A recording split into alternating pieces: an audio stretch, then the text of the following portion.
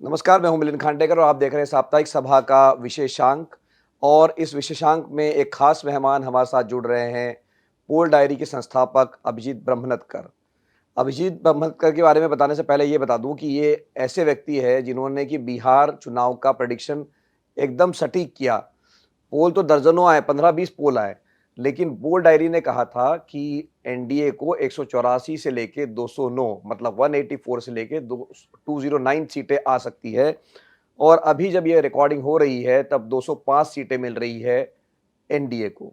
NDA को 200 पार पहुंचाने के कोई भी नहीं सोच सकता था। दूसरी बात उन्होंने कहा था कि महागठबंधन को 32 से लेके मतलब 32 से लेके 49 सीटें आ सकती है।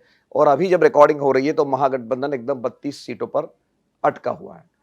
तो इस बारे में बातचीत करने के लिए मेरे साथ जुड़ रहे हैं खुद अभिजीत। बहुत-बहुत स्वागत है अभिजीत आपका। नमस्कार मिलिंद जी। तो अभिजीत बहुत-बहुत बधाई आपको। ये एग्ज़िट पोल आपने बराबर किया। आपका दिल्ली का भी एग्ज़िट पोल मुझे याद है सही आया था। लेकिन इस बार तो आपने चमत्कार कर दिया, आपने सबको पीछे छोड़ दिया। तो ये कैसे हुआ ये?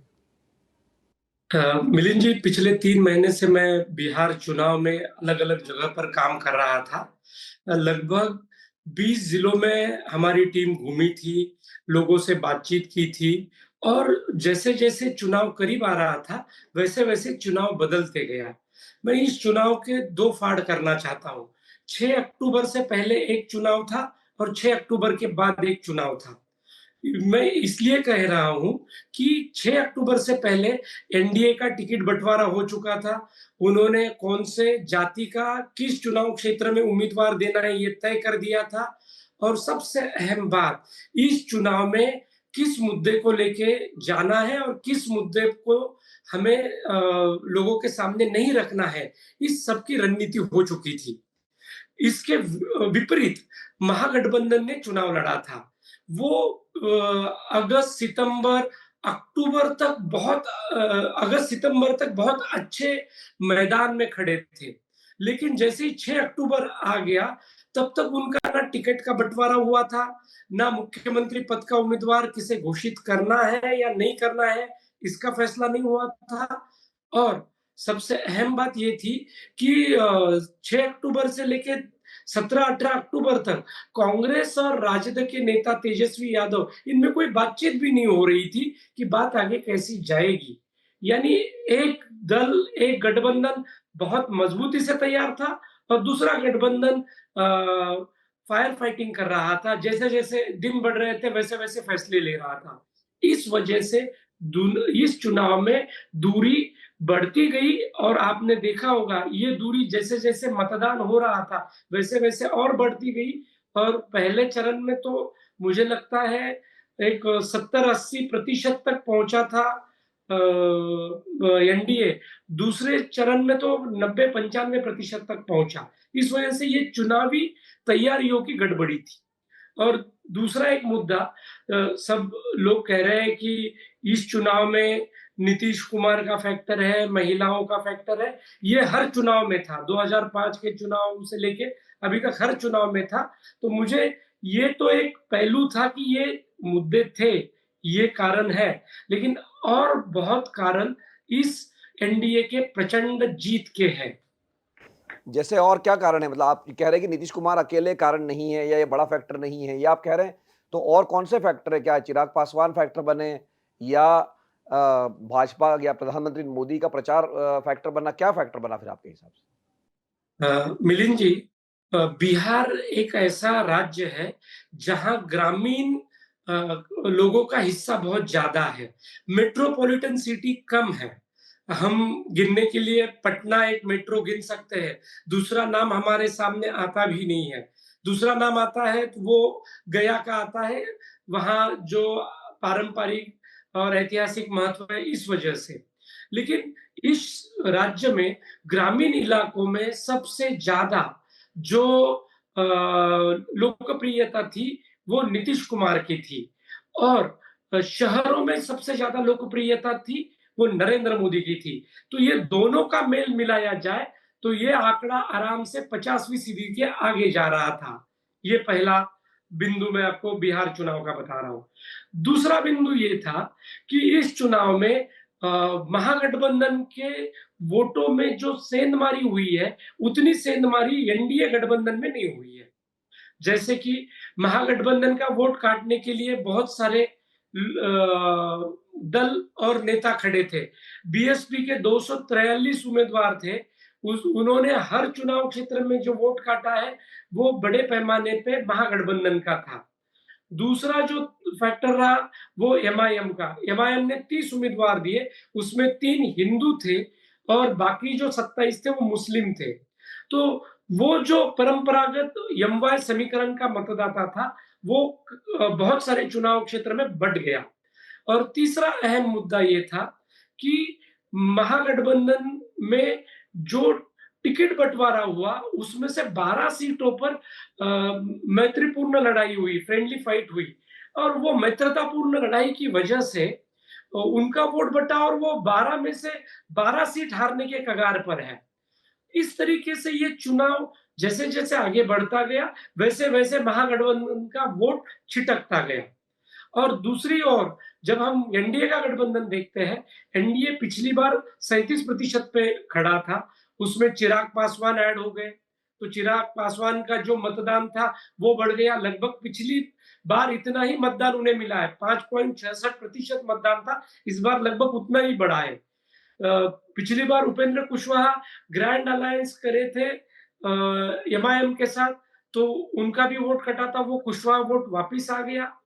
और सबसे अहम बात ये होगी, पिछली बार नीतीश के प्रति बहुत बड़ी नाराज़गी थी। लोग नीतीश को पलटू राम कह रहे थे। नीतीश ने जिस तरीके से भाजपा का दामन छोड़कर लालू के साथ गए थे, वो पसंद नहीं आया था और इसको अधोरेखित करने का काम चिराग पासवान ने अलग चुनाव लड़के किया था। तो इस वजह से नीतीश का वोट कम हो गया। वो मतदान वापिस आ गया। इस वजह से अभी जो आप आंकड़े देख रहे हो, 45% से भी ज़्यादा मतदान ये एनडीए गठबंधन को दिख रहा है।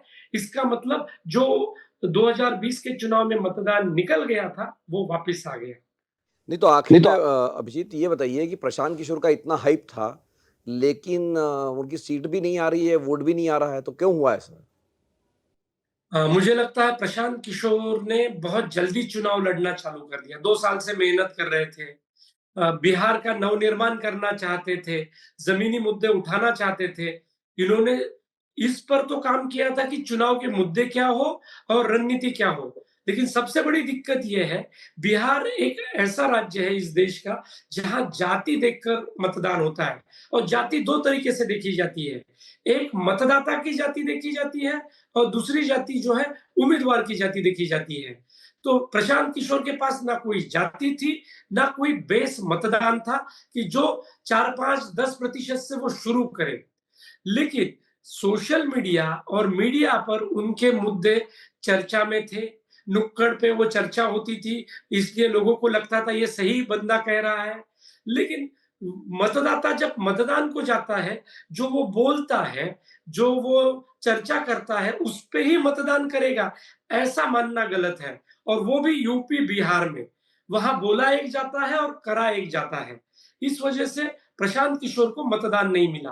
और दूसरी बड़ी गलती प्रशांत किशोर ने जो की, वो की कि उन्होंने चुनाव लड़ना चाहिए था। वो चुनाव लड़ते तो कम से कम 4-5 सीटों पर वो लड़ाई में आ जाते और 1-2 सीट जीत जाते।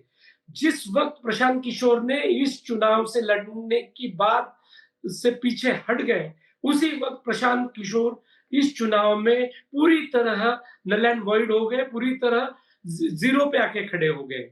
लोग ये कह रहे हैं, अरे प्रशांत किशोर को देना चाह रहे थे, हम उसे इस राज्य का नेता देख रहे थे और वो खुद ही नहीं लड़ रहा है, तो हम मतदान क्यों दें?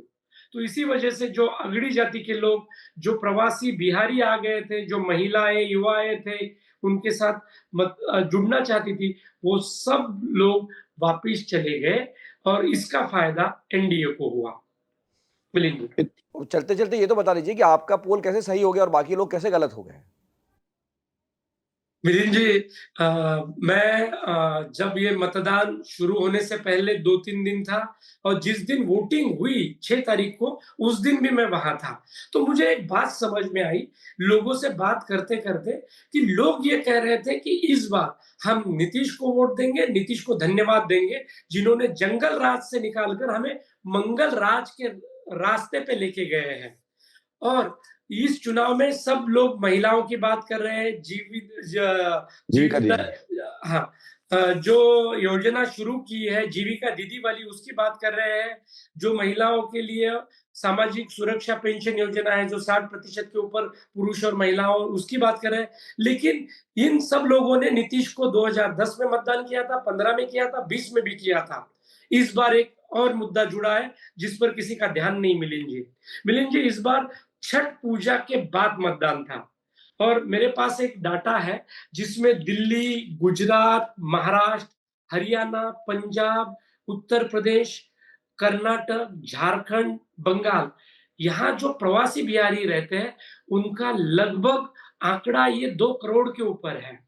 और मैं ये देखता हूँ, इसमें सिर्फ हम 5% भी मतदाता छठ पूजा की वजह से, मतदान की वजह से, एसआईआर की वजह से मतदान के लिए आए और उन्होंने मतदान किया, तो वो जंगल राज का प्रतीक या जंगल राज के लिए जो जाने जाते हैं, वो यादव परिवार के लिए मतदान के लिए आए नहीं थे।